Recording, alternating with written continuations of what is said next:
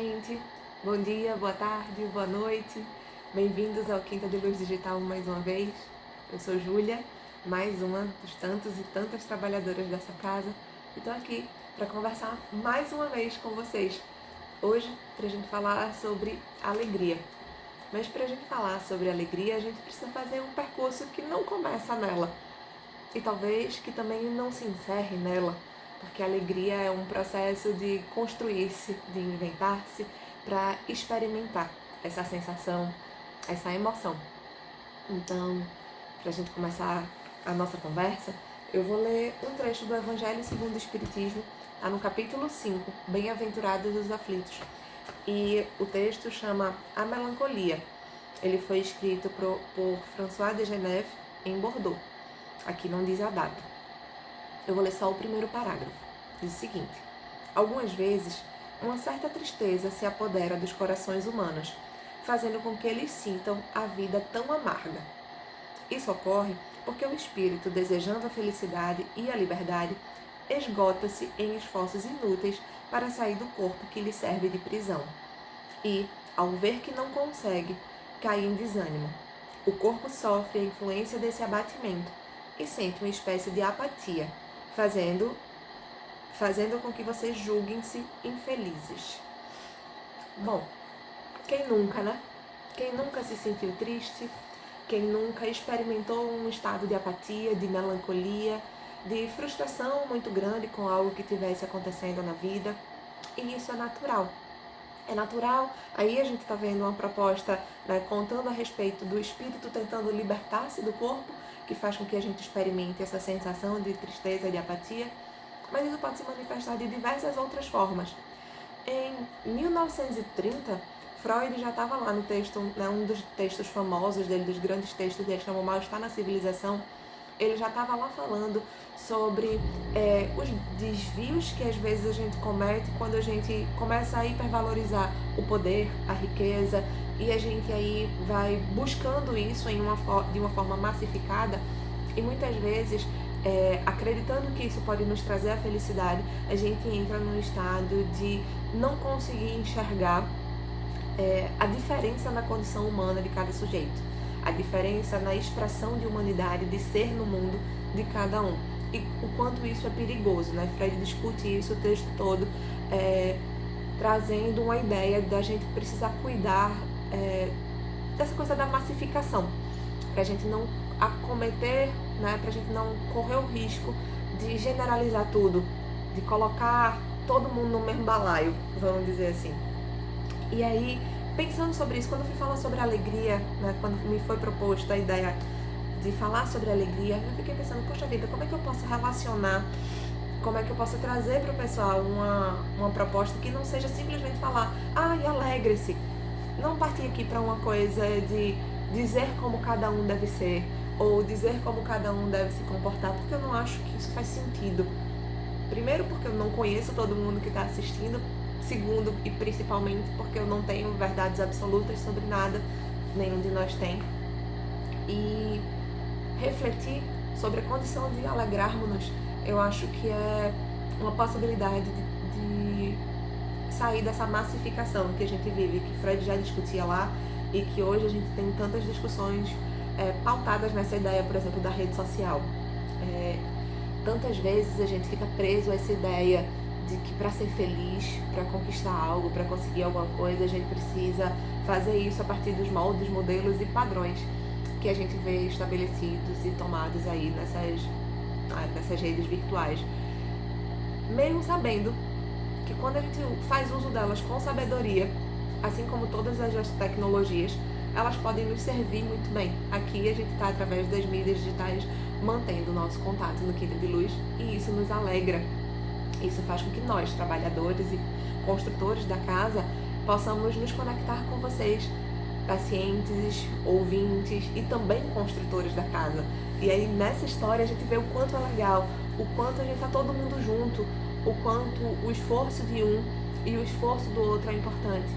Porque se eu me dedico a falar para vocês, vocês se dedicam a me escutar, a comentar no vídeo, a fazer pergunta, a propor um vídeo novo pra gente, uma ideia de tema.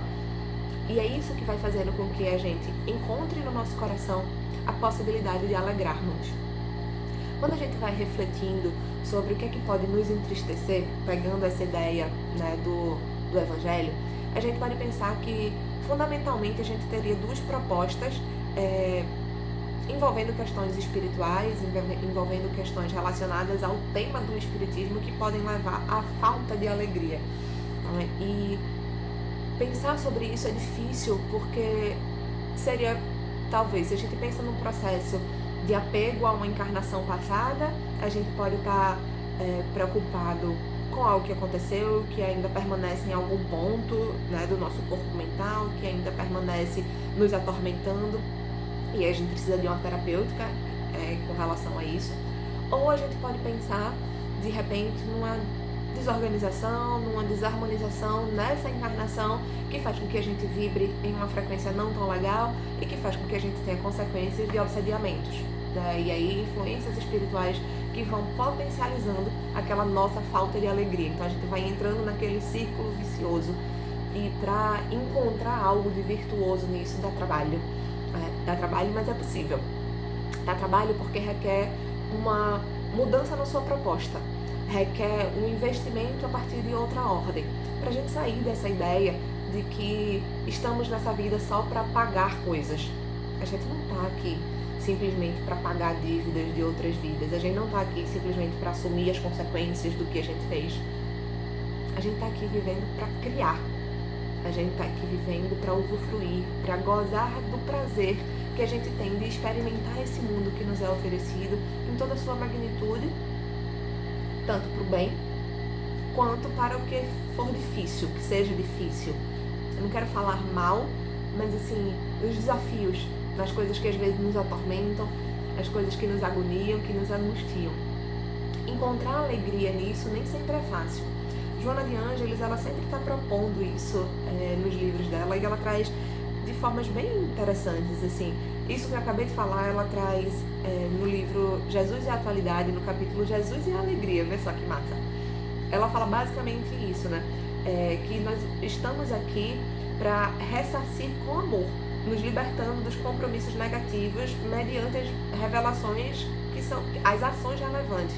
Então, assim, a gente não precisa ficar pagando coisas, mas a gente vai devolver para o mundo a oportunidade que a gente está tendo de experimentá-lo a partir das nossas ações relevantes.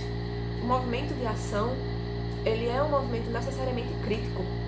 Ele é um movimento necessariamente que nos impele e que nos impõe uma convocação, né? Ele nos convoca a fazer algo e não simplesmente a reagir. E o fazer algo precisa ser a favor de nós. Consequentemente, isso vai gerar rebatimentos positivos no nosso ambiente, nas pessoas que estão à nossa volta também. Mas o movimento ativo precisa partir de nós. E aí ela diz assim, em algum momento, ela está refletindo sobre essa tristeza que às vezes a gente carrega, injustificada ou explicada por alguns acontecimentos, mas segundo ela aqui, a gente precisa cultivar a alegria e a esperança. Nesse trecho, tá? Eu vou chegar em outra parte. E ela diz assim: rasga, portanto, essa mortalha de sombras, sob a qual ocultas todas as tuas possibilidades de triunfo, e sai a semear a fraternidade na grande vinha que te aguarda. Sabemos que temos um mundo de potencial, um mundo de potência, de possibilidades à nossa volta. E isso é muito legal, a ideia da gente rasgar essa mortalha de tristeza, da gente poder cultivar a alegria, poder cultivar a esperança e os bons sentimentos. Mas aí a gente tem que tomar cuidado pra gente não escorregar, né? Não pisar na casca de banana, de cair naquilo que hoje tem se chamado como positividade tóxica. Aquela ideia de que a força está com você, faça isso, não sucumba a essa tristeza, não se permita ficar desse jeito, não sinta assim, você é melhor do que isso. Balela, gente. Todo mundo sofre. Eu não sei se vocês lembram, mas o primeiro vídeo aqui da Quinta de Luz Digital, a gente conversou um pouco sobre isso. Que tá tudo bem se não estiver tudo bem naquele momento. Tá tudo bem sentir dor, tá tudo bem sentir angústia, tá tudo bem sentir raiva, tá tudo bem sentir medo. Tá tudo bem sentir qualquer afeto que a gente tende a interpretar como ruim, contanto que a gente olhe para ele e que a gente convoque a coragem para a gente poder transformar isso em algo que seja produtivo, positivo para nós. Sem essa ideia de que a revolução acontece apenas quando eu coloco um sorriso no rosto e finjo que não estou sentindo as coisas. Não existe, isso é quase desumano. A gente pensar que a gente deve negar o que a gente está sentindo é a gente se afastar da gente mesmo. Todo mundo carrega luz e sombra. E é importante que isso aconteça. É importante até pra gente brincar com a sombra, né? Se a gente faz um movimento com a mão, faz o passarinho e ele só aparece, né?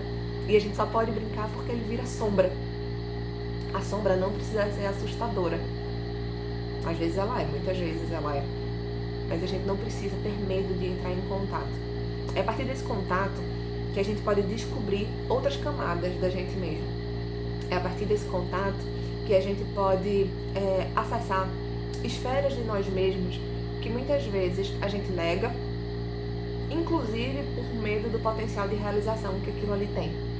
A gente nega por medo do sucesso, a gente nega por medo do que aquilo ali pode provocar, das responsabilidades que vão surgir pra gente a partir do momento que a gente desenvolve alguma habilidade, que a gente descobre algo, que a gente acessa algo.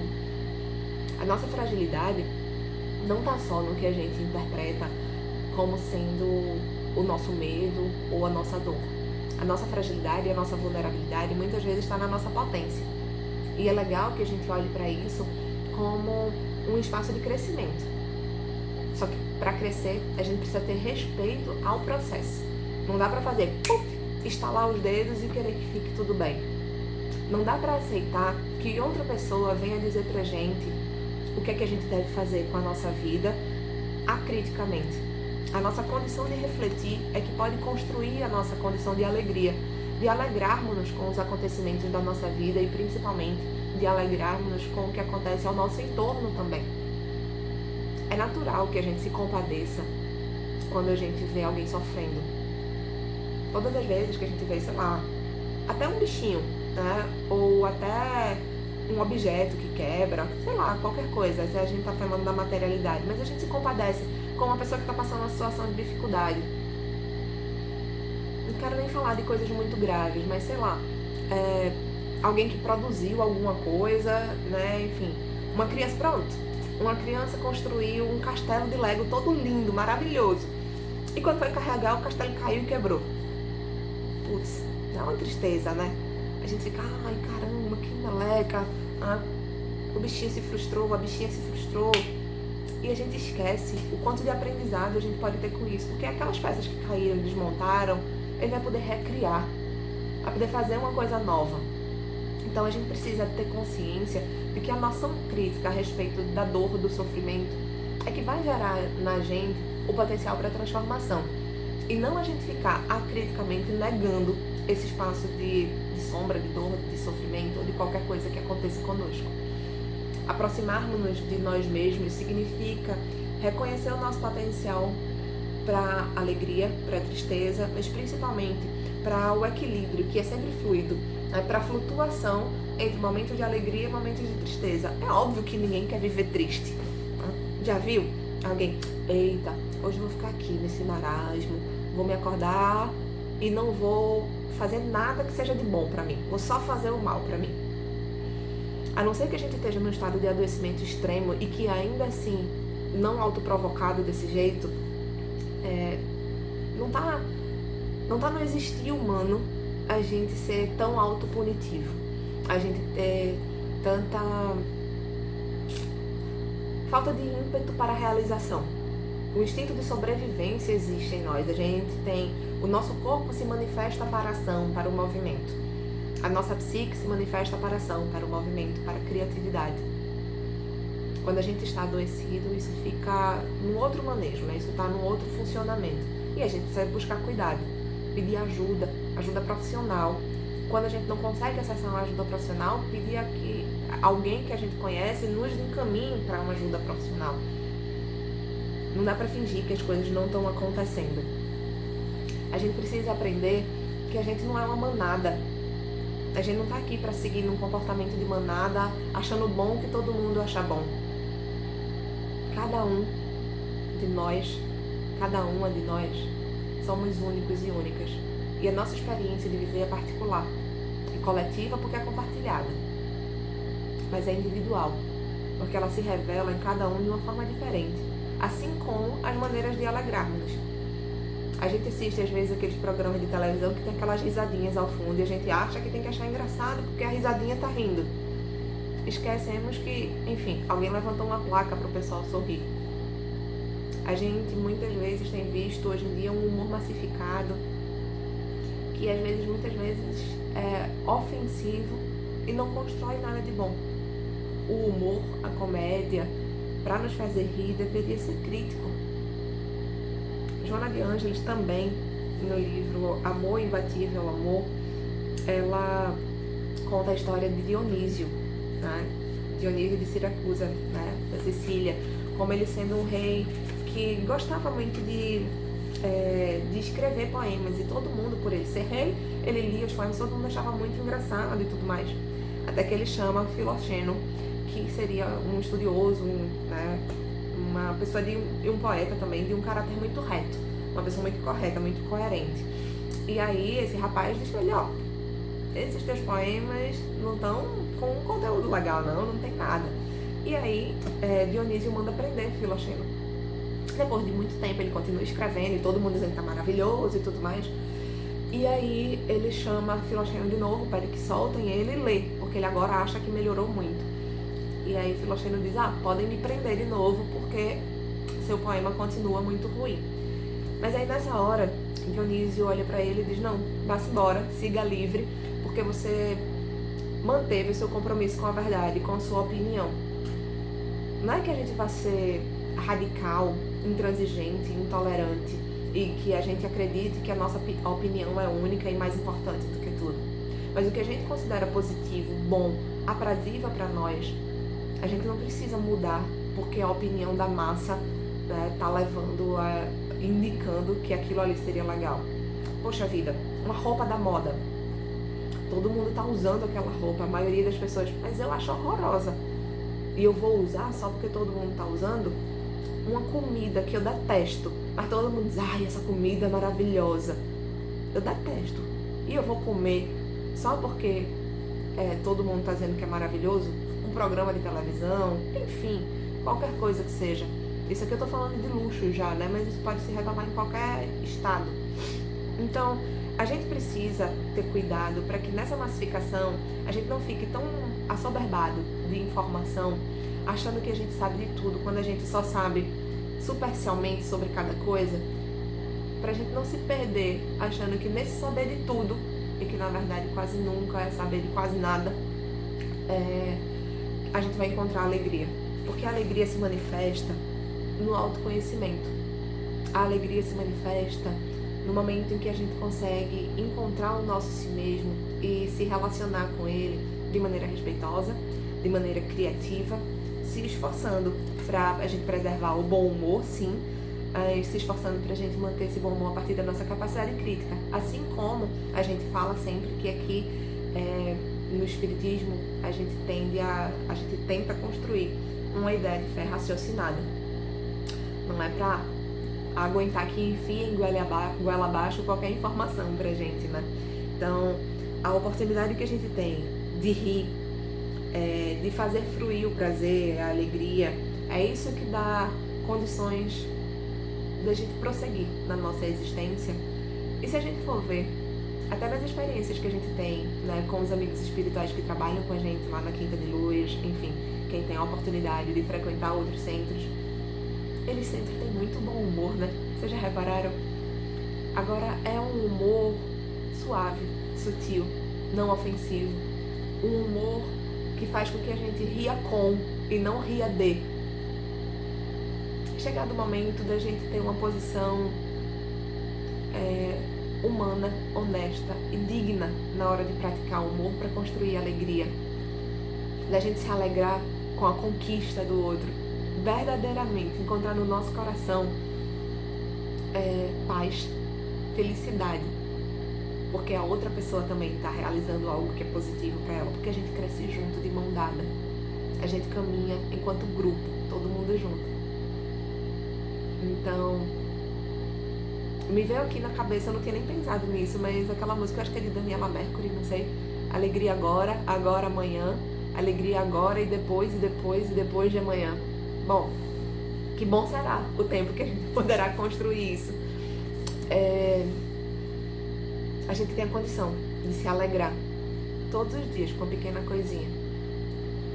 Mas se a gente estiver triste um dia, 2, 3, 20, vamos se cuidar. Vamos se cuidar sem pressa de ficar alegre, mas permitindo que a janelinha da alegria possa ser aberta todas as vezes. Não é porque eu tô mal que eu não posso me alegrar. Não é porque aconteceu algo ruim na minha vida que eu não posso ficar feliz com algo bom que acontece. A gente é um todo, mas a gente não precisa estar contaminado inteiramente por um sentimento, nem positivo nem negativo. Cabe tudo dentro da gente. Cabe tudo como uma salada de frutas. Cada um faz sua salada de um jeito, né? Em cada casa, frutas diferentes são colocadas numa salada, mas é tudo salada de fruta. Pra mim, tudo gostoso. Então, que a gente possa cultivar um sorriso, que a gente possa cultivar o afeto positivo, que a gente possa cultivar a chance e o coração aberto para que a alegria possa entrar. E que a alegria possa fazer morada no nosso coração, mesmo quando ela esteja mais adormecida, mesmo quando ela esteja meio capenga. Mas que cada um de nós possa encontrar dentro de si a chance de criar uma melhor versão de si mesmo, criticamente, sem se preocupar com massificação, mas olhando para si e se dando a chance de alegrar-se. É isso, gente. Espero ver vocês em breve. Um beijo para todo mundo. Tchau, tchau.